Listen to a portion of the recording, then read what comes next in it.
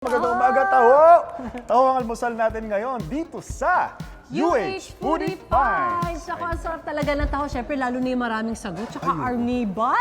Pero ang paborito nating taho, may ile-level up pa po yan. Ang dami ng mga trending flavors. Tama ka dyan, Miss Suzy. Sa sobrang dami nga nito, hindi ko na alam kung ano uunahin. Kaya, Miss Suzy, Nataranta ka eh. let's go! Alright, Simulan na po ito tayo. yung unahin natin. Hello po. Magandang umaga po mga kapuso. Hi, good morning, good morning. Kasama natin si Marvin Hello po. Paklibare. Hi, Marvin. Hello po. Yan ako, tell us about this business. Marami po kayo level up flavors na taho with sorbetes. Ano-ano po ba yung mga yan?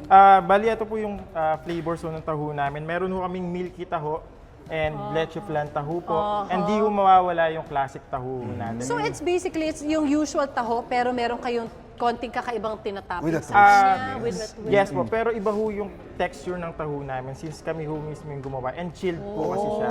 So medyo firm po yung texture niya. Patikim And nga, with may ice kutsara po ba? lahat. Oo nga. Ay, hindi siya Nakaka-curious kinukutsara tuloy ba? lalo. Hindi po. no? Straw po Ang siya. Miss Suzy, tingnan mo yung leche plan dito. Isang bloke ng Ay, leche plan. no! Ang laki.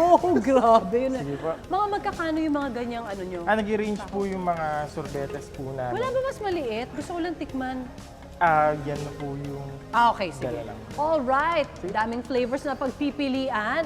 Which is the best seller? ito po. Yan pa rin. Leche flan. Ayun, number one. Itsura pa lang, Miss Suzy. Diba? Mukhang masarap na Magkano nga agad. ba yung ganito? Itong ganito mismo. Yung leche flan po natin nasa 139 pesos po. Sarap. At saka ang laki din eh. Parang siyang Kasya sa milky atin version ito. ng Pinoy. Oo, Parang ganun, correct, no, correct, Miss correct. Thank you so much. So much Maraming po. salamat. Ayan, Thank akin you to, po. para may tanda na. Pwede bang iuwi? Ang cute naman. No, sobrang cute Dadali nito. natin to. Super. Dadali to, But Miss wait, Suzy. there's more. But wait, there's more mga kapuso. Siyempre, marami pa tayong ibibida mga kasama natin ngayong umaga. Sir Jude Espinas. Sir Yes, Jude. si Sir Magandang Jude. umaga. Hi, Jude. Hi. Ang gaganda naman itong display mo na to.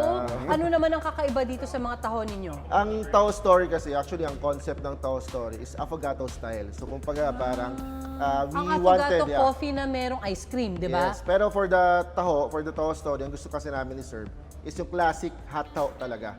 Kumbaga, yung experience ng hot taho. And then, kinumbine namin siya sa ice cream and also mga fresh fruits. That's why, yung ma-experience mo talaga kung ano yung typical na nabibili mo sa magtataho, na ini-innovate lang natin yung how. So Jude, paano nyo naisip yung gantong idea? Actually, accidental lang eh. Kasi mag-teammate kami sa basketball. Then yung birthday ng Kaya baby palang ko. tatangkad Oo, lalaki ninyo. yun. Yung birthday ng baby ko, meron doon dessert section, may taho, may ice cream, then tinry namin. Then after nun, at first weird, kasi taho with ice cream. Correct. Hot and cold. Yeah, Tapos yung oo. textures niya medyo magkaiba din. Exactly po. Kaya lang itinry namin, doon namin nakita na meron palang potential na gawing business yung taho and i-innovate mo siya na merong ice cream and And fresh. it's so galing. pretty. Ang ganda niya tingnan kasi grabe yung mga Instagrammable kulay nga. niya. Tama. Oo, actually. Mas ano yung mixed fruit? So tingnan mo sobrang kulay, Miss Suzy. Diba, in fairness. Tapos syempre kung ikaw ube lover, meron ka. Magkakano tong mga to? Ito nag-range yung ano natin, ang size natin, we have the medyo malaki and malaki. Medyo malaki. Alam mo, bet ko yung medyo malaki lang. Kasi minsan parang hindi ka makakommit na maubos mo yung lahat oo. eh. This is Okay good for ako sharing dito. na siya. Then ito yung good for one. Yeah. Kaya lang kasi minsan, pag bumibili tayo sa magtataho, minsan yung maliit, busog ka na eh. Di ba? Kaya, Oo, actually. Kaya yung totoo. ganito for sharing na siya. Pero nag-range siya ng 89 pesos to 159. Oh, not We have two options. We have the hot taho, and then we also have the chilled taho. So Jude, curious na ako, naglalako rin kayo niyan?